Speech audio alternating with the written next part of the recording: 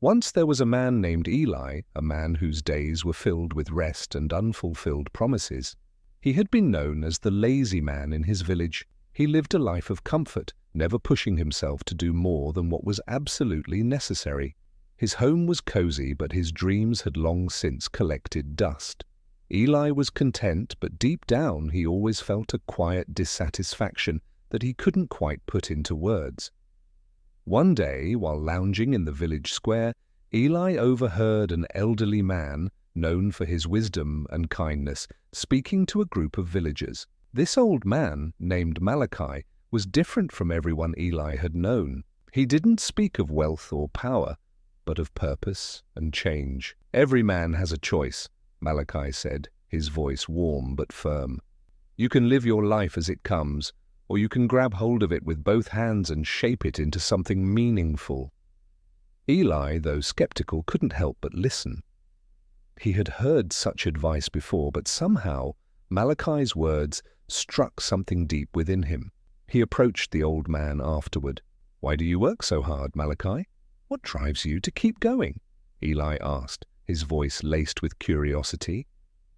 Malachi looked at him kindly. "It's not about working hard for the sake of work, Eli. It's about waking up every day with purpose. You see, life doesn't wait for you to catch up. It moves forward, and if you don't choose to move with it, you'll find yourself left behind.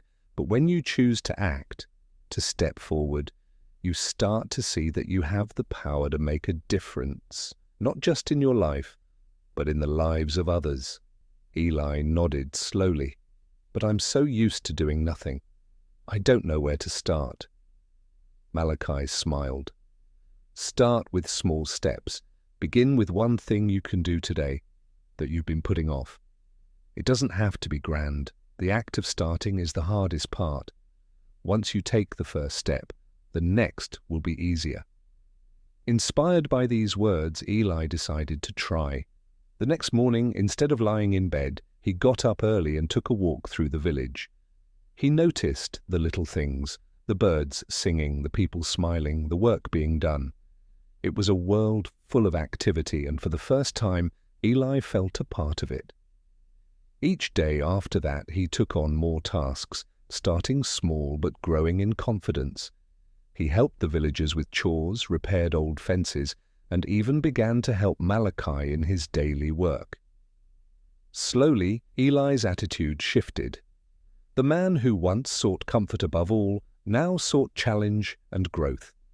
His mind, once clouded with laziness, became sharp with purpose. Months passed, and the villagers began to notice the change in Eli. He was no longer the man who wasted his days away.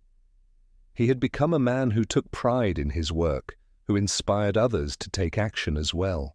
One evening, as Eli sat with Malachi by the fire, he smiled and said, "Thank you for your advice, old man. You've shown me that I can be more than I ever thought possible." Malachi chuckled softly. "You were always capable of it, Eli. You just needed to believe in yourself." And so, Eli became a man of action, driven by the purpose he once thought he lacked. He found fulfillment not in comfort, but in the simple act of doing, of taking life by the reins and moving forward one step at a time.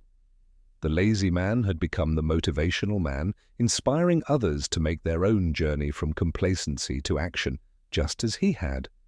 From that day forward, Eli's life was no longer defined by laziness, but by the strength of his character and the impact of his actions. And it all began with the wisdom of one good man whose advice changed the course of Eli's life forever.